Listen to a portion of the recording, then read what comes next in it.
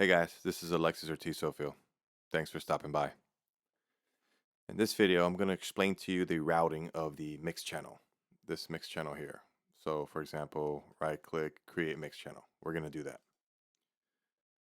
So if you hit tab, you have an input, parallel, dynamics. If you read carefully, it says sidechain input. Then you have insert to the device and then from back device and then a direct out. If you do not connect these to anything, it'll automatically internally route to the master section, which is this master section, which is this fader right here. You can see we have the American pop piano. That's the mix channel created. And if you go all the way to the top, you have a gain here. First, let's talk about the routing. So if you think of this everything rolls downhill. So first things first, you have your instrument or a piano. Let's go ahead and delete this so I can show you. I'll make from scratch. Right click, mix channel, instruments.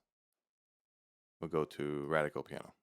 That'll automatically route into that mix channel you have underneath. Or of course, you can just drag your instrument and it'll create the mix channel. That is exactly the same thing we had before. So the routing, this is how it goes. Hit tab to get to the back, open this up so you can see what we're working with. So whatever you have here, whatever chain you have here, right? If you have multiple effects on here, if you have a combinator and it comes out, let's say right click this, combinator, doesn't matter. It's going out of the combinator and into this input. The very first source is this input here, okay? So whatever sounds you have here goes into this input right here. And then from this input, the source then goes two different ways. One way goes to this parallel and then out wherever you want this parallel to go. That's one line, okay? The other line is almost like two alternate timelines, I guess you could say. So the standard one goes from this input, hit tab, not tab, then it goes up to this gain knob. So if you crank this gain knob lower or higher, that is going to be after here. Whatever you have here, if you have like a line mixer in there and you're adjusting volumes and pans, that gain knob is going to come after that. It's literally going to come after this input. After this input, it goes to the top of this SSL and it rolls down. And you notice how you have dynamics, then to the EQ, and then to the inserts.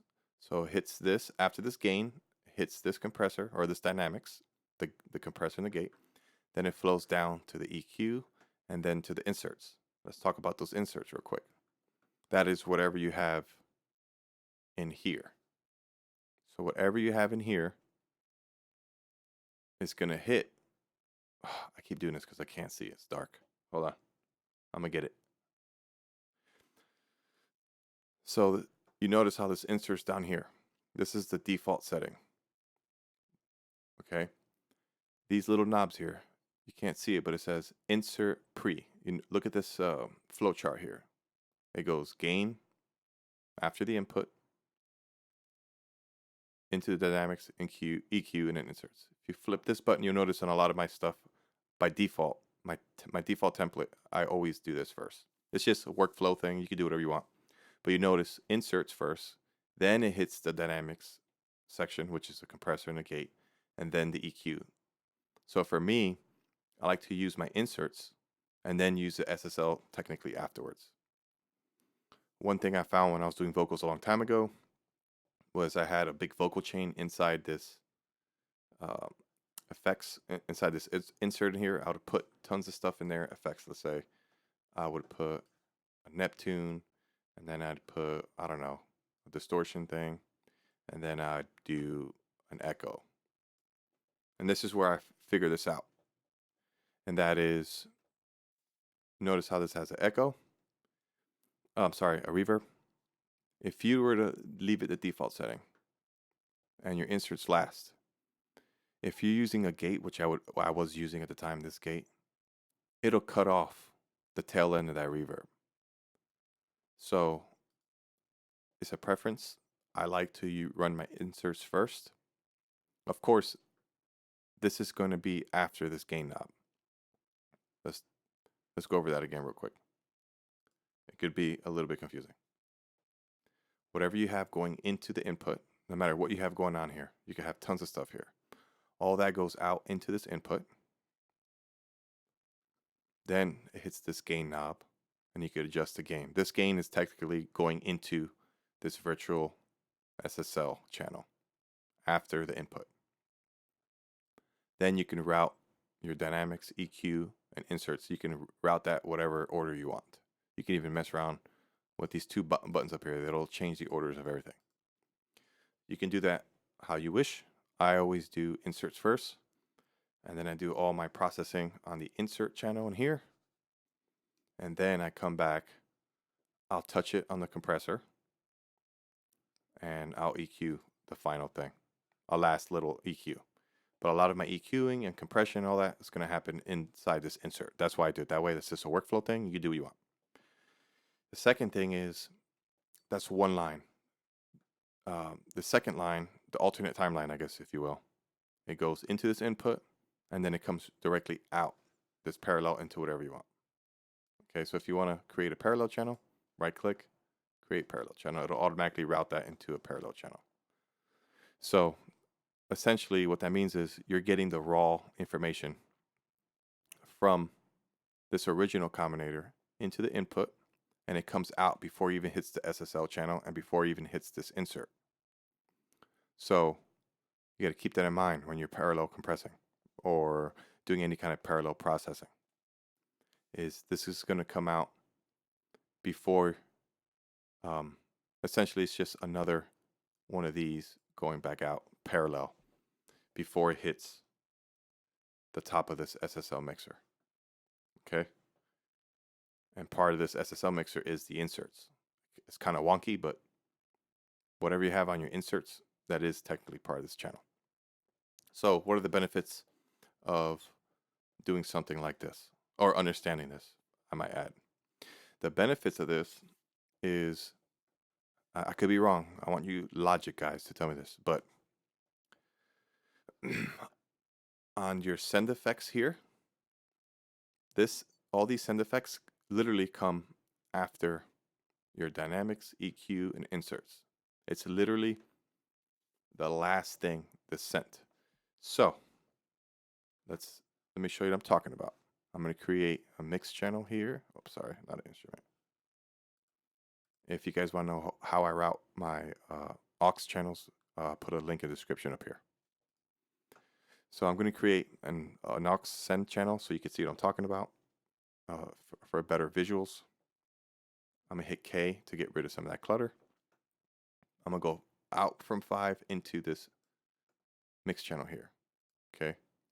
And I'm not going to go back into the return. I'm going to call this test, which is, I spelled it yes test. Okay, so that right now that's send 5. We're going to name this test.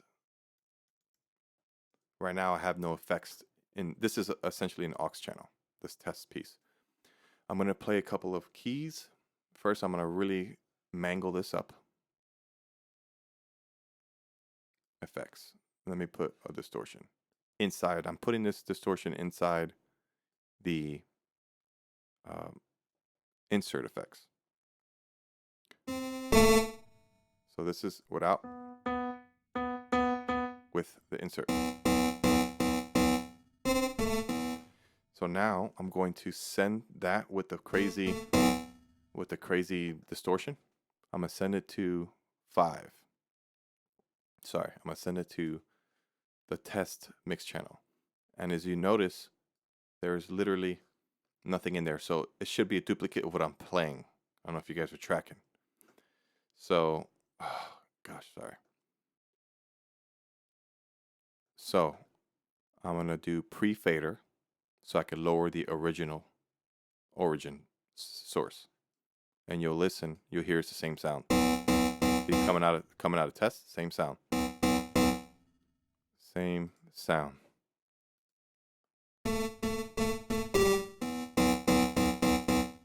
Put this back on 5. Same sound.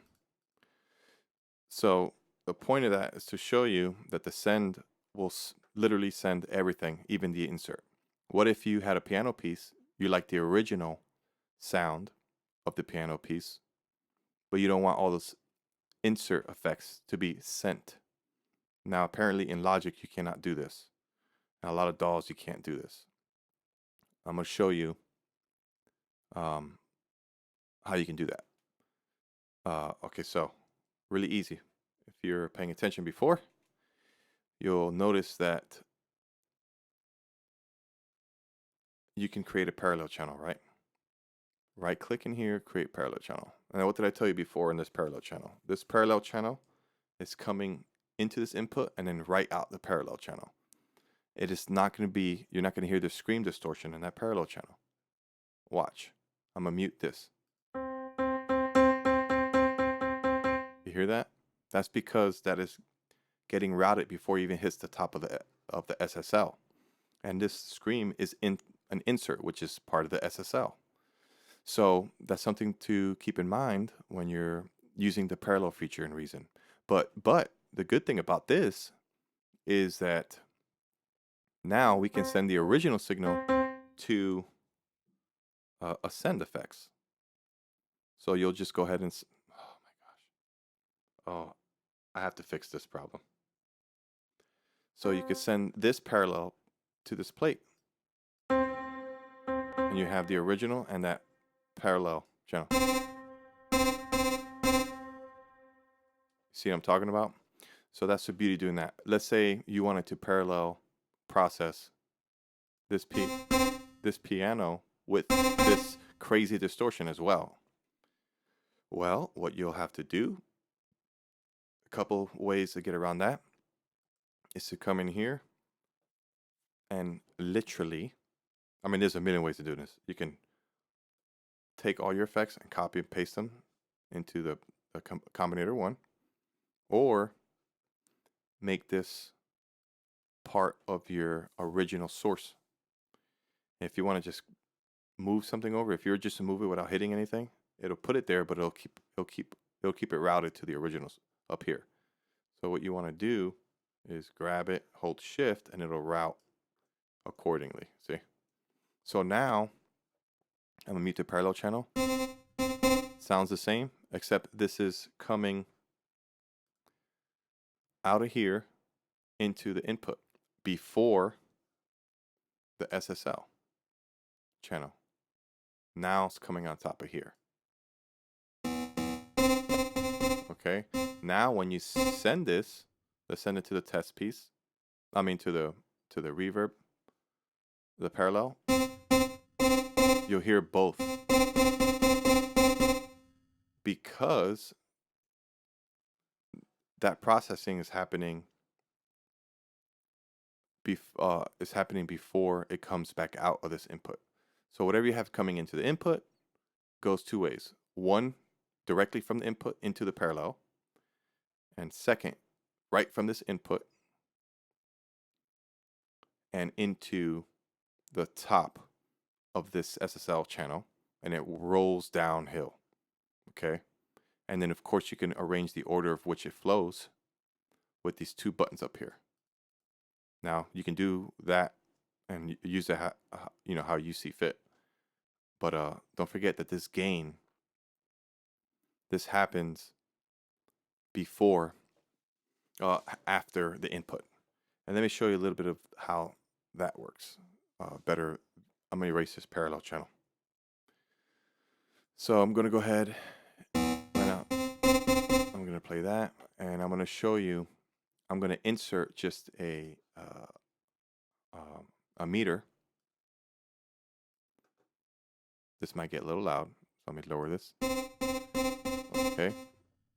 So all that sound is coming into the input, then to the top of the SSL. Right? So this is another thing you want to consider. is when you mess with this gain, right? This gain is going to affect what's going into these inserts. So if you have, let's say, a compressor, a gate or something, and you have it set perfectly, as soon as you mess with this gain, it's going to affect it. So I'm just going to play and watch what happens when I mess with this. I lowered it. Now I'm going to bring this gain all the way up. Bring it back down. Imagine what kind of havoc that can cause if you have compressors set, reverb set, delays set. That's really going to mess you up. So I get the gain, I gain stage before I do anything. So that's something to keep in mind. And once you understand how all this is routed and worked out, then you can kind of flesh out whatever issues you run into. There's no right way of doing it. It's just a preference. But if you have the basic understanding of how the signal flow works, then you can do what you want. And that's the beauty of reason, is that if you can't figure it out, there's definitely a way. It might take a little bit of creative routing, but man, do I love this program for stuff like this. I mean, you can absolutely do anything. All right. So if you understand the routing, then like I said, the sky's the limit. Anyway, this is Alexis with T. Sofield. Thanks for watching. Don't forget to like, share, subscribe. And if there's anything you have, I always, you know what? I'm going to leave all these goofs in there. I don't care. If you have any questions, leave them in the comments below, and I'll try to make a video on it. All right. Thanks a lot. Talk to you later. Bye.